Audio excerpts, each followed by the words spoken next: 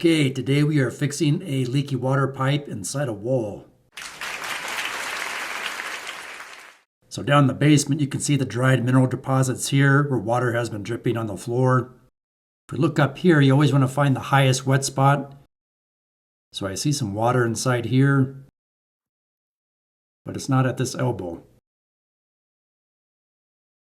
I need to look up a little higher because I still see water up here.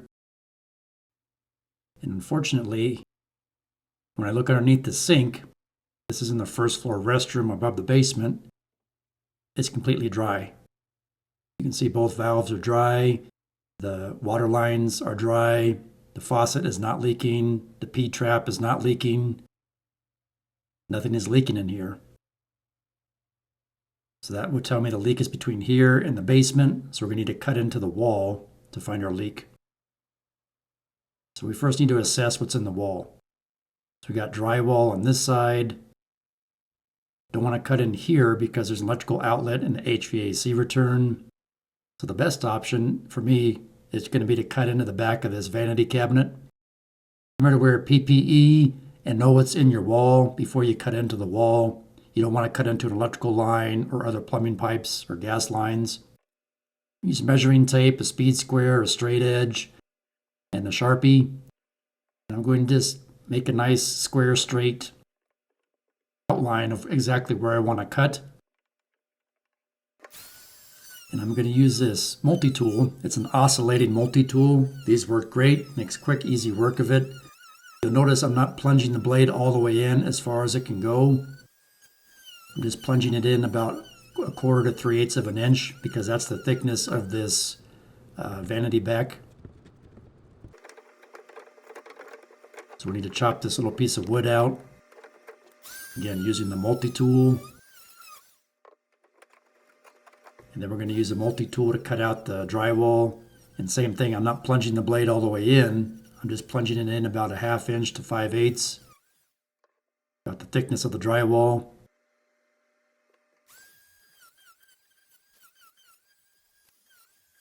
I'll make a little notch. So I can feel around and look inside, make sure there's nothing in there that I'm going to be cutting into or hitting. Just going to gently take my hammer and tap on the drywall.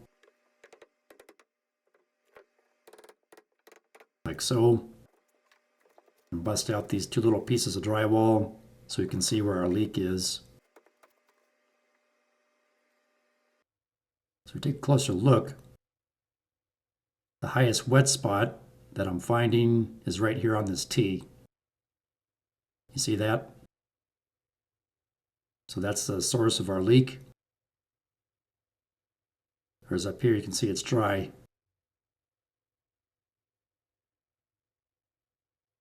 So it's been leaking there and dripping down the pipe down to the basement. So there's a couple different options to try to fix this. First, we're going to turn off the water heater and turn off the water to the water heater and then drain out some of the water, most of the water. Turn off water to the entire house and go upstairs to the second floor. Open the faucet to relieve the pressure and slowly drain out some of the water from this water heater tank.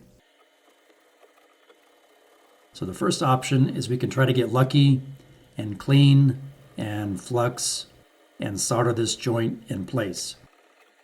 The issue with that is if there's any moisture in the pipe or corrosion, your solder is not going to stick and fill in whatever that little pinhole is, and it's still going to leak. You want to be careful because you don't want to set the wall on fire, the insulation, etc. So you can see I got my metal saw behind there to act as sort of a heat block to protect the drywall. So we'll let that cool down a little bit. The solder did take, but again, there's no guarantee that's not going to leak. I'm going to clean it up a little bit.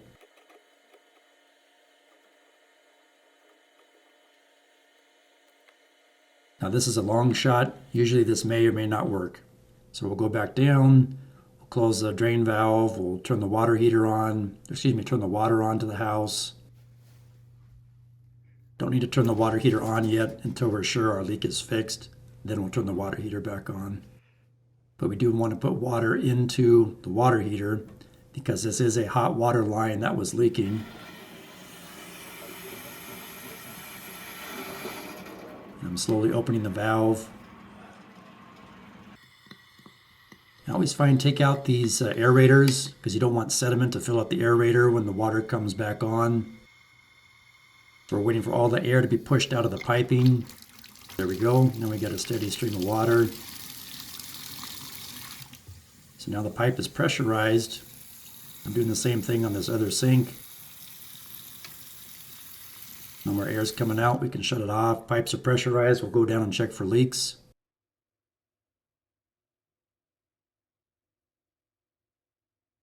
You see that drip right there? So it's still not fixed. That didn't do the job. See that? So we go back down. We need to shut the water off again at the house. Need to relieve the pressure again at one of the upstairs faucets. Second option, now the water's been drained out and the pressure's been relieved, is to heat up this T and try to pull apart or unsolder this connection.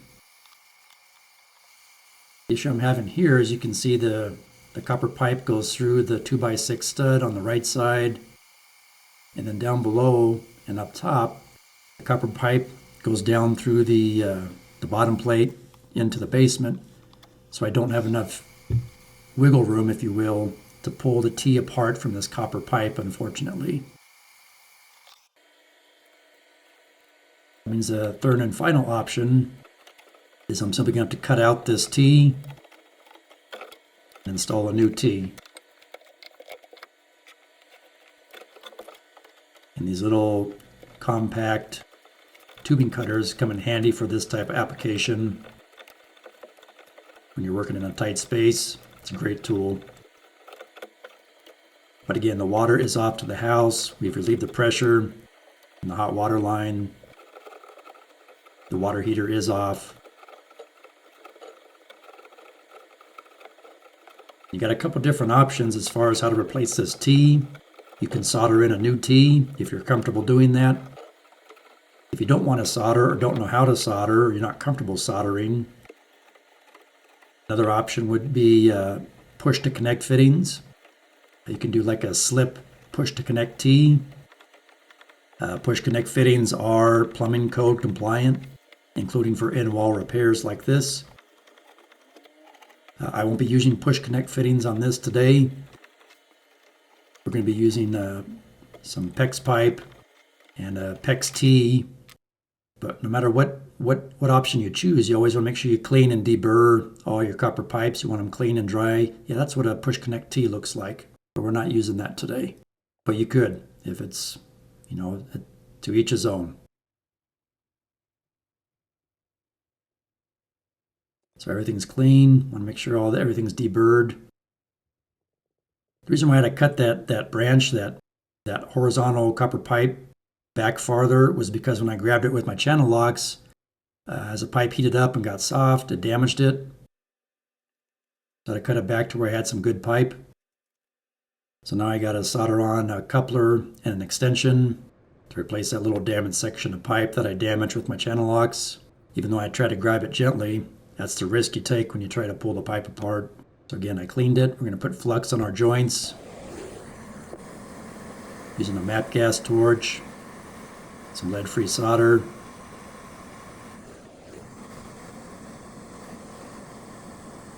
When you see it start to flow in, you're good to go. And let it cool naturally on its own for a few minutes and then come back and kind of wipe it off.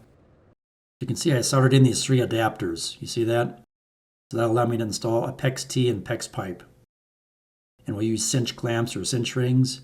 And I like to dry fit my PEX pipe like this before I put on my crimp rings to make sure everything lines up and fits. Now I'll install my little cinch rings. And you need a proper crimping tool to use these. This is what the tool looks like. You just squeeze the cinch ring like so. These are stainless steel 3/4 inch. And whatever cinch rings and crimp tool, you want to make sure they're compatible. So if it's an Apollo crimp tool, use Apollo crimp rings. But you can see they're pretty quick and easy to use. No soldering required. All right, I'll go ahead and turn the water back on to the house. And turn the water back on to the water heater.